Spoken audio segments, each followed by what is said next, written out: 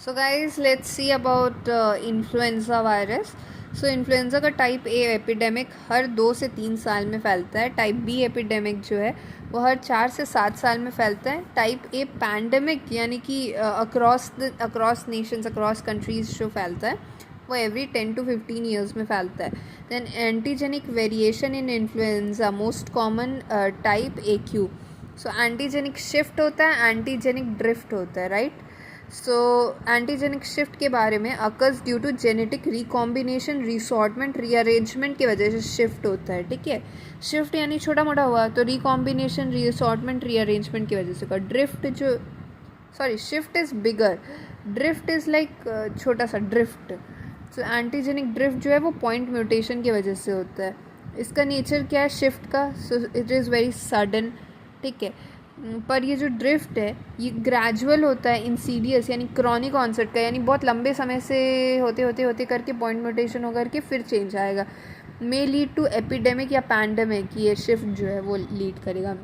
Drift जो है वो स्पोरेडिक केसेस लीड करता है. Now let's see the vaccine for influenza. तो वैक्सीन क्या है? किल्ड वैक्सीन होता है, लाइव एटीन्यूएटेड वैक्सीन होता है. किल्ड वैक्सीन 2 डोज होता है, 3 से 4 वीक अपार्ट लेते हैं, 0.5 ml, as more than 3 years में लेते हैं, subcutaneous. 70 to 90% protective efficacy, duration 3 to 6 month. ठीक है, rarely associated with Guillain Barre syndrome. Now live attenuated vaccine जो होता है stimulate local plus systemic immunity. ठीक है, antigenic variation present, difficulties in manufacturing, but live attenuated ज़्यादा सही होता है वैक्सीन लगाने को. ना न्यूअर वैक्सीन फॉर इन्फ्लुएंजा, नया वैक्सीन क्या है? तो स्प्लिट वायरस वैक्सीन एक आया है, also known as sub virion vaccine.